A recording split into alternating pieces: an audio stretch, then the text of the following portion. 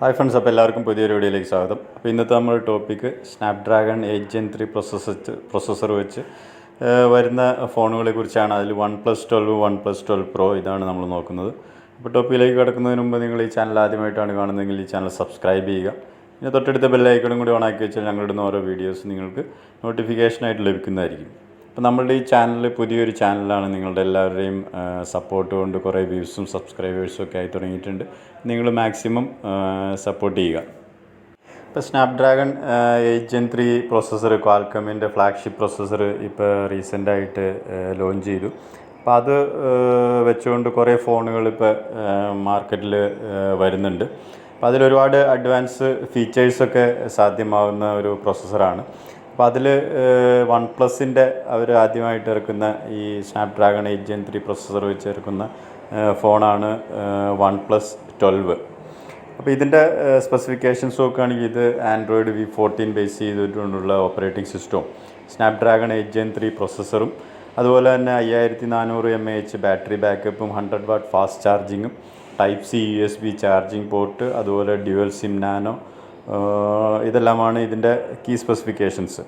8 GB RAM, 128 GB internal സ്റ്റോറേജും അതുപോലെ തന്നെ 6.82 ഇഞ്ച് AMOLED ഡിസ്പ്ലേയും 120 Hz റിഫ്രഷിംഗ് റേറ്റുമാണ് ഡിസ്പ്ലേ ഭാഗത്ത് വരുന്നത്. പിന്നീട് ഇതിൻ്റെ ക്യാമറ ഭാഗം നോക്കുകയാണെങ്കിൽ റിയർ ക്യാമറയിൽ ട്രിപ്പിൾ ക്യാമറ സെറ്റപ്പാണ്. അതിൽ 50 മെഗാ പിക്സലിൻ്റെ വൈഡ് ആംഗിൾ ക്യാമറ, പിന്നെ 48 മെഗാ പിക്സലിൻ്റെ ultra wide angle camera, 64 mega പിക്സലിൻ്റെ ഒരു ടെലിഫോട്ടോ ക്യാമറ, അത് തന്നെ 3x ഒപ്റ്റിക്കൽ സൂമുമുണ്ട്. 4K video recording option rear ക്യാമറയിൽ അവൈലബിൾ ആണ്. ഫ്രണ്ട് ക്യാമറ നോക്കുമ്പോൾ 32 മെഗാ പിക്സലാണ് വരുന്നത്. ഇതിൻ്റെ പ്രൈസ് ഭാഗം നോക്കുമ്പോൾ പല റൂമേഴ്സും വരുന്നുണ്ട്. ഏതാണ്ട് 65K പറയുന്നുണ്ട്, പിന്നെ 80K.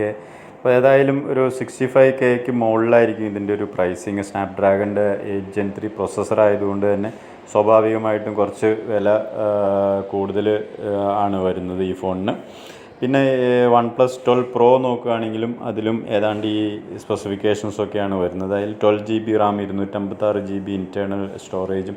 ക്യാമറ ഭാഗം നോക്കുമ്പോൾ കുറച്ചും കൂടി അഡ്വാൻസ്ഡ് ആയിട്ട് 108 മെഗാ പിക്സൽ, അതുപോലെ 50 മെഗാ പിക്സൽ, 48 മെഗാ പിക്സൽ, അങ്ങനെ ട്രിപ്പിൾ ക്യാമറ സെറ്റപ്പ് തന്നെയാണ് 12 Proയിലും വരുന്നത്. 32 മെഗാ പിക്സലിൻ്റെ ഫ്രണ്ട് ക്യാമറ പ്രോയിലും വരുന്നുണ്ട്.